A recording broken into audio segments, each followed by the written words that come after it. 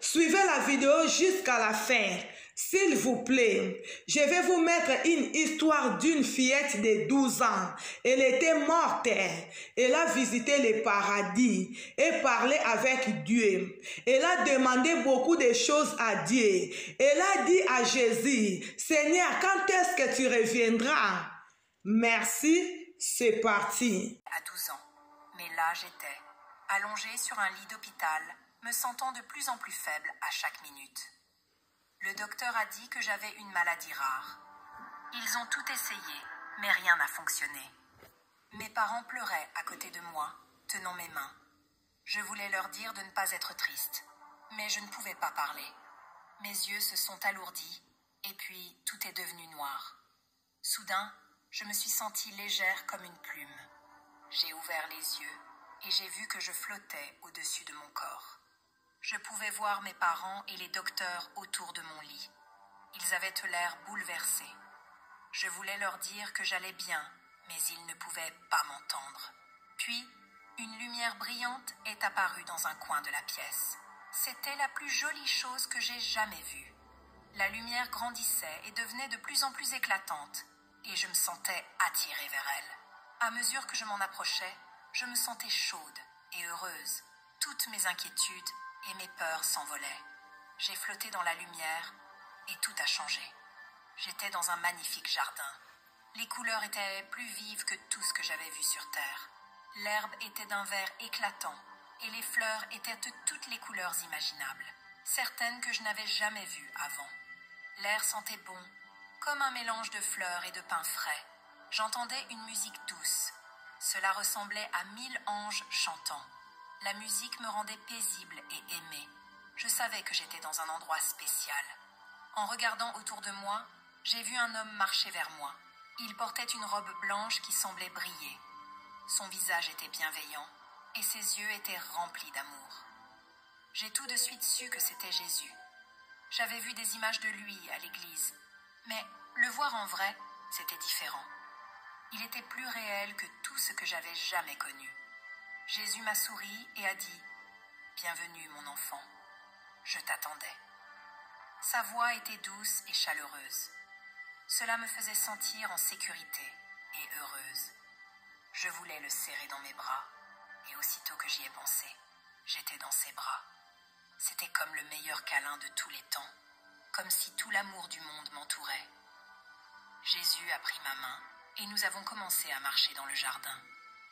L'herbe était douce sous mes pieds, et chaque pas me faisait me sentir plus forte et en meilleure santé. Nous sommes arrivés à un grand arbre avec des fruits dorés. Jésus en a cueilli un et me l'a donné. « Mange !» a-t-il dit. « C'est le fruit de la vie. » J'ai pris une bouchée et c'était la chose la plus délicieuse que j'ai jamais goûtée. C'était sucré et juteux et cela m'a rempli d'énergie. Pendant que je mangeais, je me suis souvenu de toutes les questions que j'avais sur le ciel et Dieu. Je voulais tout savoir. « Jésus, ai-je dit, puis-je te poser des questions ?» Il m'a souri et a hoché la tête. « Bien sûr, mon enfant. Que veux-tu savoir ?» J'ai réfléchi un instant. Il y avait tellement de choses que je voulais demander, mais une question se distinguait. Quand la fin du monde arrivera-t-elle ? Ai-je demandé. Jésus m'a regardé avec des yeux bienveillants. « C'est une grande question, » a-t-il dit. « Ce n'est pas quelque chose dont il faut avoir peur, mais quelque chose qu'il faut attendre avec impatience. Cela signifie que je reviendrai sur terre pour remettre tout en ordre. » J'ai hoché la tête, essayant de comprendre. « Mais comment saurons-nous que cela arrive ?» Jésus a souri. « Il y aura des signes, » a-t-il dit. « Les gens entendront parler de guerre et de catastrophes naturelles. Beaucoup se détourneront de Dieu, mais ceux qui aiment Dieu ne devraient pas avoir peur. Ils doivent être prêts et continuer à faire de bonnes choses. Que se passera-t-il après la fin du monde ? Ai-je demandé. Après cela, a dit Jésus, il y aura un nouveau ciel et une nouvelle terre. Toutes les mauvaises choses disparaîtront. Il n'y aura plus de tristesse, de douleur ou de mort. Tous ceux qui aiment Dieu vivront avec lui pour toujours. J'y ai réfléchi pendant un moment. Cela semblait incroyable, mais j'avais encore d'autres questions. Et les personnes qui ne croient pas en Dieu, ai-je demandé. Jésus a eu l'air triste pendant un moment. Dieu aime tout le monde et veut que tout le monde soit avec lui, mais il donne aussi aux gens le choix de l'aimer en retour. Ceux qui choisissent de ne pas être avec Dieu seront séparés de lui.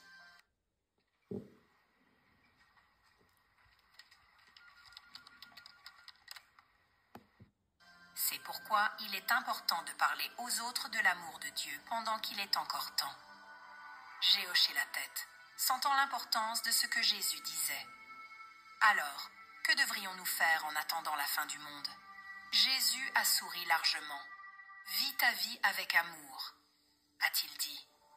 Aime Dieu de tout ton cœur et aime les autres comme tu t'aimes toi-même. Aide les gens qui sont dans le besoin. Pardonne à ceux qui te blessent.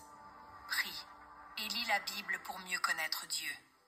Et souviens-toi toujours que je suis avec toi, même quand tu ne me vois pas. Nous avons continué à marcher dans le magnifique jardin. J'ai vu d'autres personnes là-bas. Elles avaient toutes l'air heureuses et paisibles.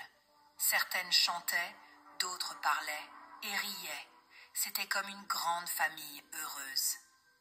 Pendant que nous marchions, j'ai vu un grand livre sur un support en or. C'était le plus grand livre que j'ai jamais vu. « Qu'est-ce que c'est ?» ai-je demandé. « C'est le livre de la vie, » a dit Jésus. Il contient les noms de toutes les personnes qui aiment Dieu et le suivent. J'étais curieuse. Est-ce que mon nom y figure? Jésus a souri et a hoché la tête.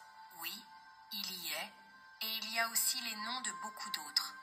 Mais il y a encore de la place pour d'autres. Nous avons continué à marcher et sommes arrivés à une rivière cristalline. L'eau scintillait comme des diamants. « C'est la rivière de la vie », a dit Jésus. Son eau donne la vie à tout dans le ciel. Je me suis penchée et j'ai touché l'eau. Elle était fraîche et rafraîchissante. Quand je me suis relevée, je me sentais encore plus forte et plus heureuse qu'avant. En marchant le long de la rivière, j'ai vu de nombreux animaux. Il y avait des lions qui jouaient avec des agneaux et des aigles qui volaient dans le ciel. Aucun des animaux ne semblait effrayé ou affamé. Ils avaient tous l'air paisibles et contents. Au ciel, a expliqué Jésus, toute la création vit en harmonie. Il n'y a ni combat, ni souffrance ici. Nous sommes arrivés à une grande et belle ville. Les murs étaient faits de pierres précieuses et les rues étaient pavées d'or, mais l'or était clair comme du verre. Je pouvais y voir mon reflet. C'est la nouvelle Jérusalem, a dit Jésus. C'est là que Dieu vit avec son peuple.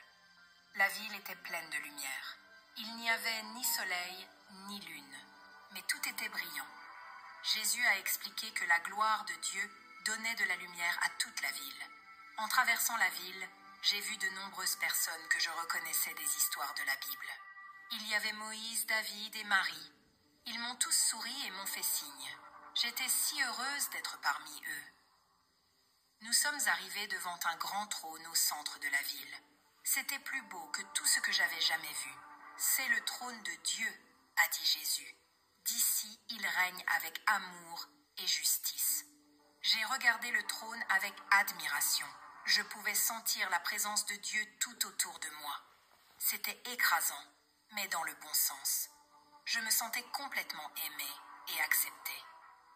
Pendant que nous étions là, j'ai entendu des voix chanter. C'était la plus belle musique que j'ai jamais entendue.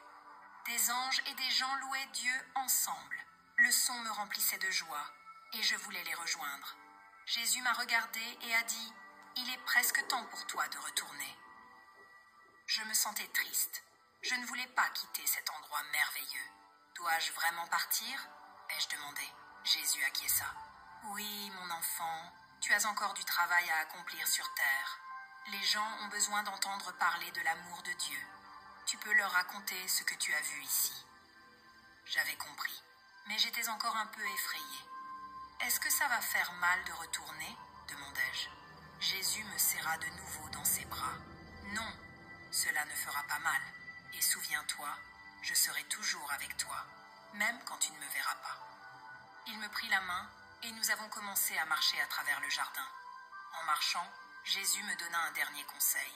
« Souviens-toi, dit-il, personne ne sait quand le monde prendra fin, mais ce n'est pas la chose la plus importante. Ce qui compte, c'est la manière dont tu vis chaque jour. Aime Dieu, aime les autres, et sois prête pour mon retour. » J'acquiesçais, ressentant à la fois de la tristesse à l'idée de partir et de l'excitation à l'idée de partager ce que j'avais appris.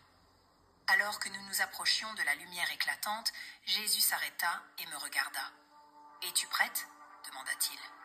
Je pris une grande inspiration et acquiesçai. « Je suis prête, dis-je. » Jésus sourit et me serra une dernière fois dans ses bras. « Pars avec ma bénédiction, dit-il, et souviens-toi, je t'aime toujours. » Avec cela, je me sentis flotter à travers la lumière. Tout devint flou pendant un instant, puis j'ouvris les yeux. J'étais de retour dans mon corps, dans le lit de l'hôpital. Mes parents étaient toujours là, l'air inquiet. Je pris une grande inspiration, et ils poussèrent un cri de surprise. Les médecins se précipitèrent, l'air surpris et heureux. Mes parents me serrèrent dans leurs bras, pleurant de joie. Je savais que j'avais beaucoup de choses à leur raconter sur ce que j'avais vu. Mais plus que cela, je savais que j'avais une mission importante. Je devais partager l'amour de Dieu avec les autres et vivre chaque jour comme si c'était le dernier. Même si je ne savais pas quand le monde prendrait fin, je n'avais plus peur. Je savais que quoi qu'il arrive, Jésus serait avec moi.